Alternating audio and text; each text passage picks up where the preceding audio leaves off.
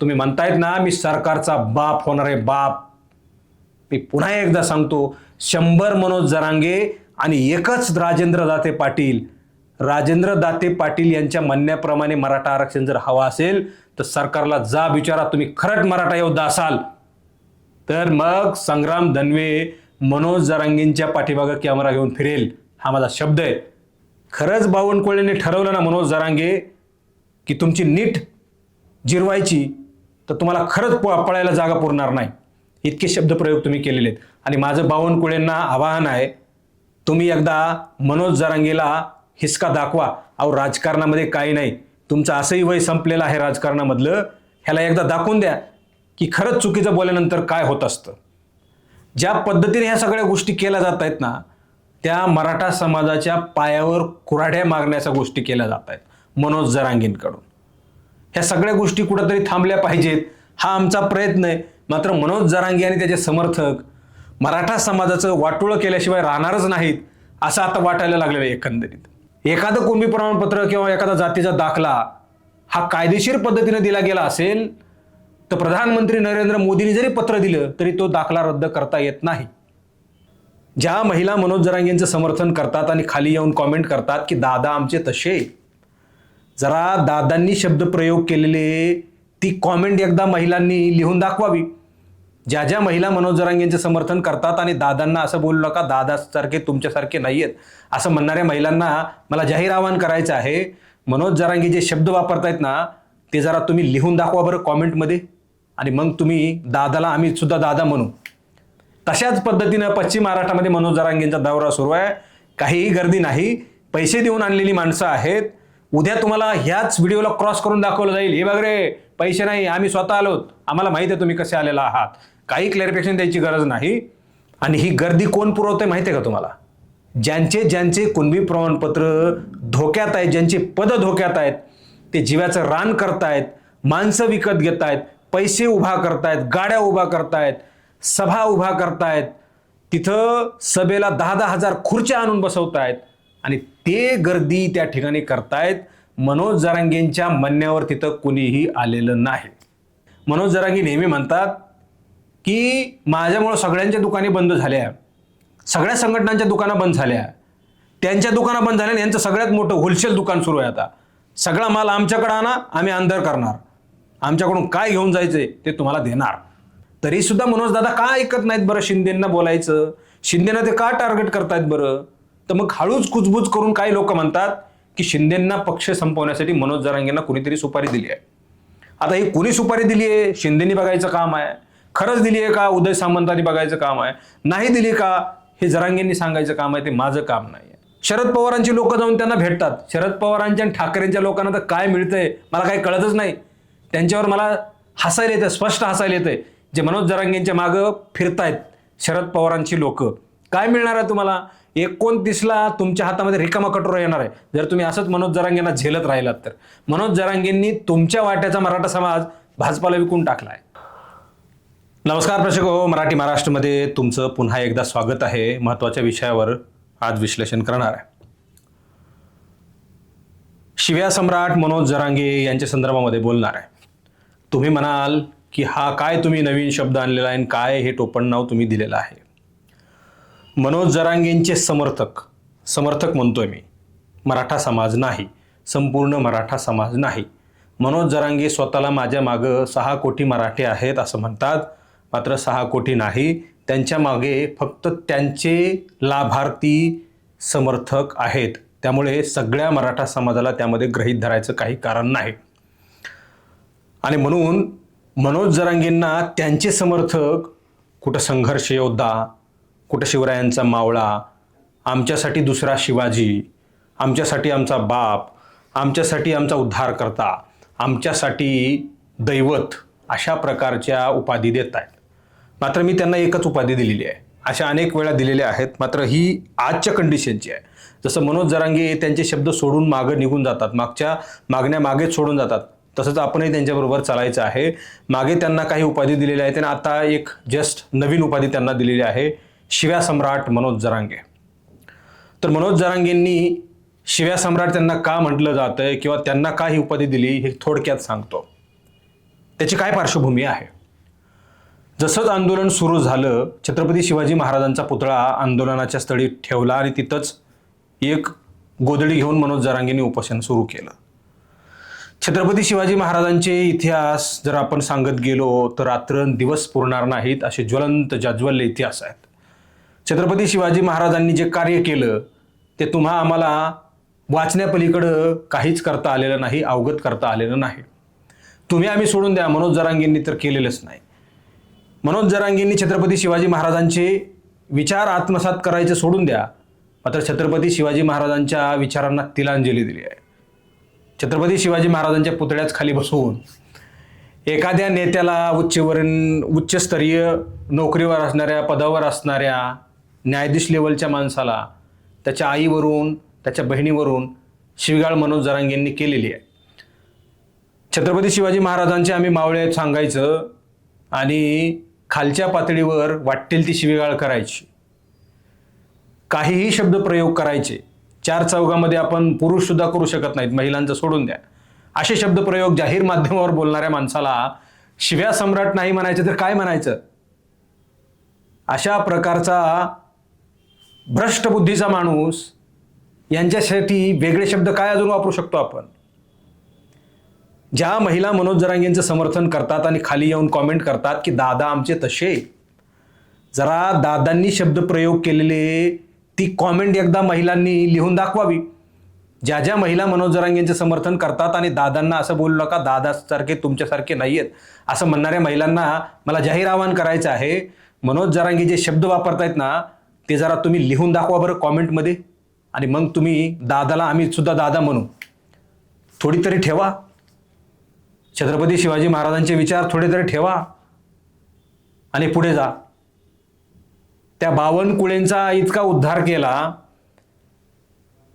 बिचारा माणूस वारंवार पत्रकारांनी विचारल्यावर वारंवार एकच उत्तर देतोय आणि तो काय म्हणतोय, सन्माननीय जरांगे पाटलांना मला काही उत्तर द्यायचं नाही आणि त्यांच्या म्हणण्यावर मला एवढंच सांगायचं आहे, मी जरी मंत्री असलो तरी मला असं कुणबी प्रमाणपत्र कोणाचंही रद्द करण्यासाठी काहीही शिफारस करता येत नाही आणि बावनकुळेच्या पक्षाचा मी नाही आहे, म्हणून मला खरं सांगायचं आहे, एखादं कुणबी प्रमाणपत्र किंवा एखादा जातीचा दाखला हा कायदेशीर पद्धतीने दिला गेला असेल तर प्रधानमंत्री नरेंद्र मोदींनी जरी पत्र दिलं तरी तो दाखला रद्द करता येत नाही.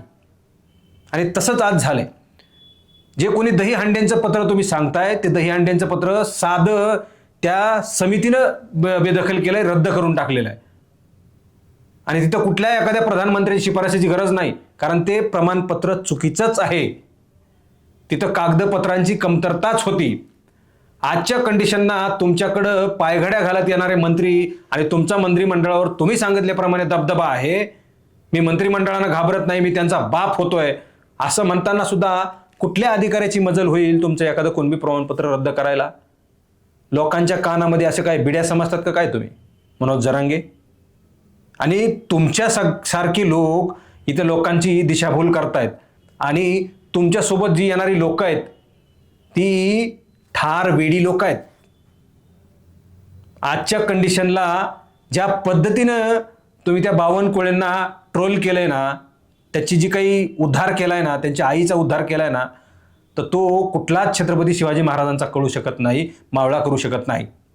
त्यामुळं तुम्ही तर छत्रपती शिवाजी महाराजांचे मावळे नाहीच आहेत हे जग जाहीर झालंय.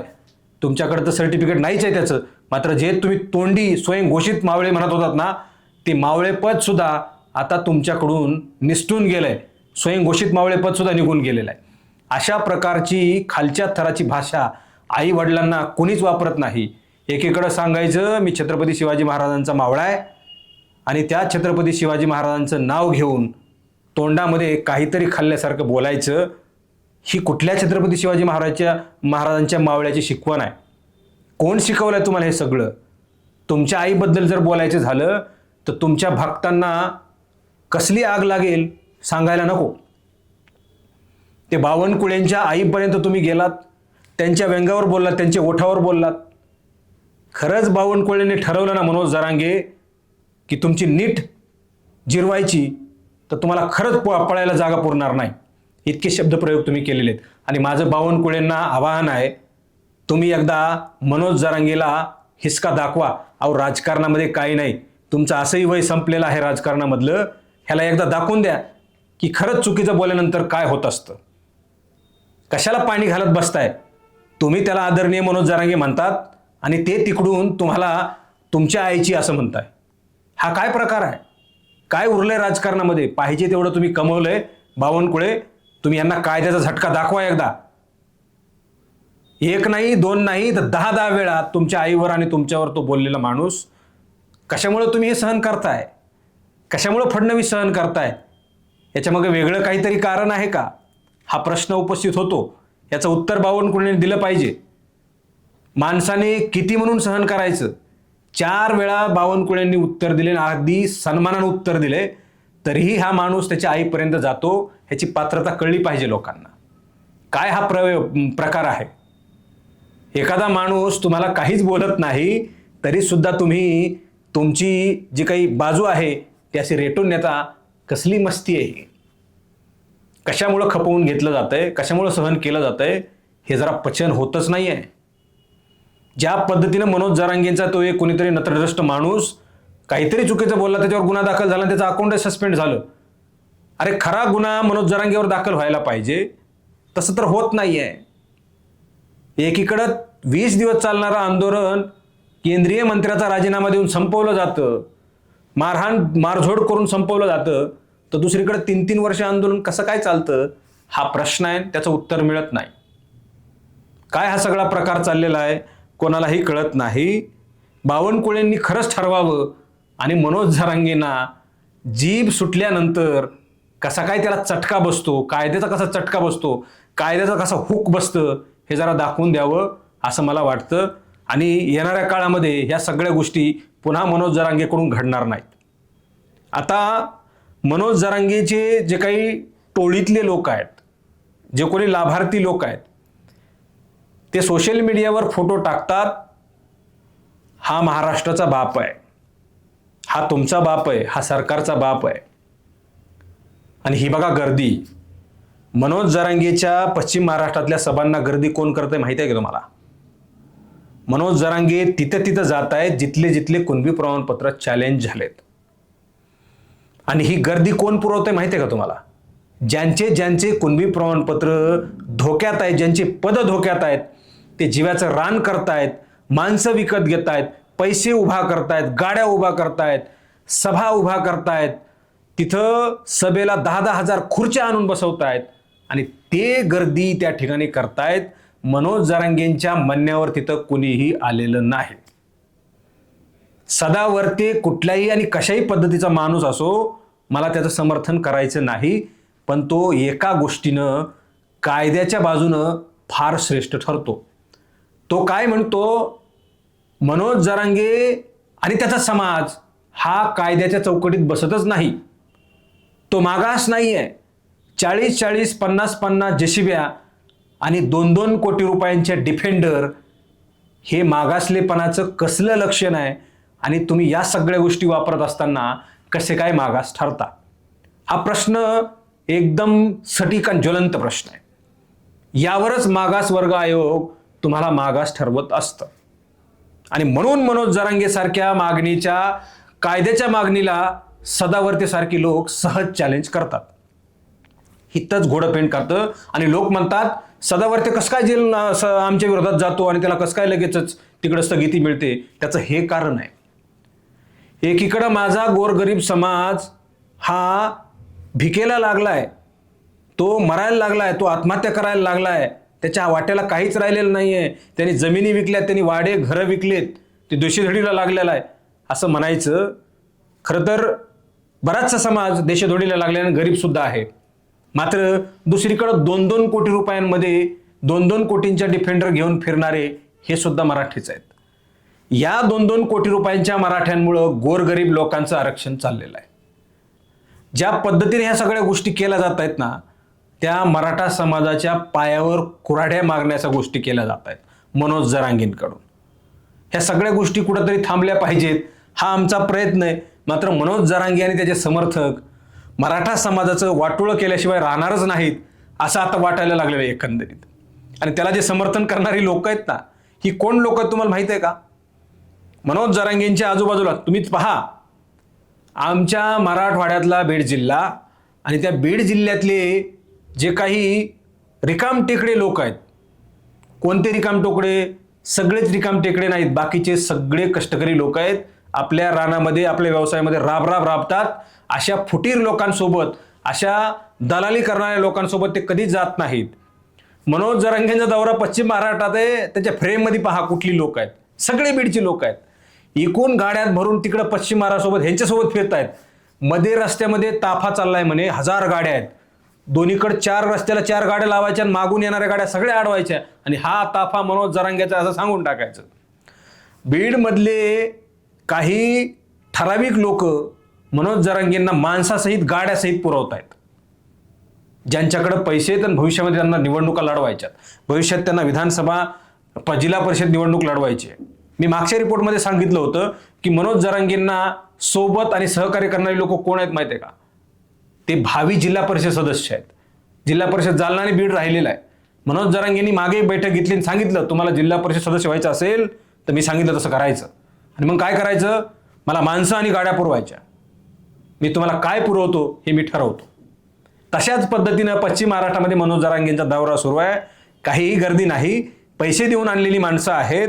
उद्या तुम्हाला ह्याच व्हिडिओला क्रॉस करून दाखवलं जाईल, हे बघ रे पैसे नाही, आम्ही स्वतः आलोत, आम्हाला माहिती आहे तुम्ही कसे आलेला आहात. काही क्लॅरिफिकेशन द्यायची गरज नाही. मनोज जरांगेंची जी काही सहकारी तिथले पश्चिम महाराष्ट्रातले जे कुणबी प्रमाणपत्र घेऊन, ज्यांचं कुणबी प्रमाणपत्र चॅलेंज झालंय, त्यांनी ह्या सभा लावलेल्या आहेत. बाकी वेगळं तिसरं दुसरं काहीही नाही. एकीकडं बावनकुळेंनी सर्टिफिकेट रद्द करायला पत्र दिलं असं म्हणायचं आणि दुसरीकडे शिंदेना म्हणायचं तुम्हाला बघूनच घेतो. हे काय समीकरण आहे? कोणी सांगितलं तुम्हाला हे? तुमचे उदय सामंत येऊन तुम्हाला तुमच्या पायगड्या घालतात. आदरणीय मनोज दादांना मी बोललोय असं म्हणतात, तरी सुद्धा मनोज दादा का ऐकत नाहीत बरं शिंदेंना बोलायचं? शिंदेना ते का टार्गेट करतायत बरं? तर मग हळूच कुजबूज करून काही लोक म्हणतात की शिंदेंना पक्ष संपवण्यासाठी मनोज जरांगेंना कुणीतरी सुपारी दिली आहे. आता ही कुणी सुपारी दिली आहे? शिंदेनी बघायचं काम आहे. खरंच दिली आहे का? उदय सामंतांनी बघायचं काम आहे. नाही दिली का? हे जरांगेंनी सांगायचं काम आहे. ते माझं काम नाही आहे. लोक चर्चा करतायत आणि त्यावर मी प्रश्नचिन्ह उपस्थित करतोय. आता त्याबद्दल मला काही माहिती नाही, कदाचित तसं असेलही, पण ते कुठे येऊन सांगणार पुढे? शरद पवारांची लोक जाऊन त्यांना भेटतात. शरद पवारांच्या आणि ठाकरेंच्या लोकांना तर काय मिळतंय मला काही कळतच नाही. त्यांच्यावर मला हसायला येतं, स्पष्ट हसायला येतंय. जे मनोज जरांगेंच्या मागं फिरतायत शरद पवारांची लोक, काय मिळणार आहे तुम्हाला? 29ला तुमच्या हातामध्ये रिकामा कटोरा येणार आहे जर तुम्ही असंच मनोज जरांगेंना झेलत राहिलात तर. मनोज जरांगेंनी तुमच्या वाट्याचा मराठा समाज भाजपाला विकून टाकलाय. तुम्हाला काहीही मिळणार नाही. तुमच्या विरोधात जा, नाही तर समर्थनात जा. का भाजपाकडे दिलाय माहिती आहे का? भाजपाने त्यांना आरक्षण दिले. कुठल्या पद्धतीचं आरक्षण दिले हे भाजपाला माहिती आहे, त्यांना सुद्धा माहिती आहे. या सगळ्या गोष्टी म्हणजे बोलण्यासारखं तासन तास बोलण्यास जाऊ शकतं, इतके कांड मनोज जरांगेंनी करून ठेवलेले आहेत. या सगळ्या गोष्टी तुम्हाला किती म्हणून सांगायच्यात? खरं सांगायचं झालं तर मनोज जरांगे बिडून निघल्यानंतर धाराशिवपर्यंत कुणीही मनोज जरांगे हातवरी केला नाही. तिथून काहीतरी फिल्डिंग लागली, अरे बाबा या ना, रिकाम्या गाड्या आहेत. त्याच्यानंतर गर्दी जमली आणि या सगळ्या गोष्टी झालेल्या आहेत. त्यामुळं सगळ्यात महत्त्वाची गोष्ट काय आहे? मनोज जरांगे नेहमी म्हणतात की माझ्यामुळं सगळ्यांच्या दुकाने बंद झाल्या, सगळ्या संघटनांच्या दुकानं बंद झाल्या, त्यांच्या दुकानं बंद झाल्या, यांचं सगळ्यात मोठं होलसेल दुकान सुरू आहे. आता सगळा माल आमच्याकडे आणा, आम्ही अंदर करणार, आमच्याकडून काय घेऊन जायचंय ते तुम्हाला देणार, असं सगळ्यात मोठं दुकान मनोज जरांगेंनी सुरू केलंय. बाकीच्या सगळ्या दुकानी मनोज जरांगे सांगतात सगळ्यांचे दुकान बंद पडलेत आता आणि तुम्ही होलसेल दुकान सुरू केलंय. कसल्या पद्धतीचं दुकान होलसेल आहे हे संग्राम धनवेला माहीत आहे. येणाऱ्या काळामध्ये सगळ्या गोष्टी सांगितल्या जातील आणि काय होईल हे मी आत्ता सांगणार नाही. जसं सस्पेन्स मनोज जरांगे ठेवतात तसं माझ्याकडे सस्पेन्स आहे आणि मीही तो सस्पेन्स ठेवणार. 29 ऑगस्टला तुम्ही उपोषण करणार आहेत. हे खरा संघर्ष योद्धा, कायदेशीर लढाई लढणारा अजय महाराज बारसकर यांनी सांगितलं होतं. तेही 3 महिन्यापूर्वी, जसं तुमची तारीख सुद्धा ठरलेली नव्हती तसं अजय महाराज बारसकरांनी सांगितलं होतं. तुम्ही काय करत असता, बाथरूममध्ये बसून नेमकं काय करत असता, कुणाच्या फोनवरून बोलत असता, तुम्हाला भेटायला येणारा कोण माणूस असतो, तुमच्या दवाखान्यामध्ये कोण येतो, तुमच्या लीलावतीला कोण कोण भेटून गेलं, कोणाला 2-2 तास बाहेर ठेवलं, कोणाला आतमध्ये बसवून ठेवलं, लीलावतीमध्ये मुलाला खरंच काही झालं होतं का, नव्हतं झालं होतं का, या सगळ्या गोष्टींचा डेटा येणाऱ्या काळामध्ये बाहेर येईल आणि तो सगळ्या महाराष्ट्राला सांगेल. या सगळ्या गोष्टी इतक्या सोप्या नसतात. मांजरीला वाटतं मी डोळे झाकून दूध पित आहे, मात्र आता तशा मांजरी तर राहिल्याच नाहीत. पण आता बोके निघलेत. ते बोके समाजाच्या जीवावर काही संपत्ती लाटून त्यांच्यामधून काही मिळतं ते असं डोळे दाखवून खातायत. सगळ्या लोकांना दिसतंय. पण जेव्हा कधी हा बोका खरंच आपल्याला खाऊन पिऊन मोठा झालाय तसं वाटेल, तेव्हा मात्र तुम्हाला पळायला जागा पुरणार नाही. शेवटी जाता जाता वेळ खूप झालेली आणि सांगून जातो की 100 मनोज जरांगे आणि एकच राजेंद्र दाते पाटील जे उपोषणाला बसले छत्रपती संभाजीनगरमध्ये.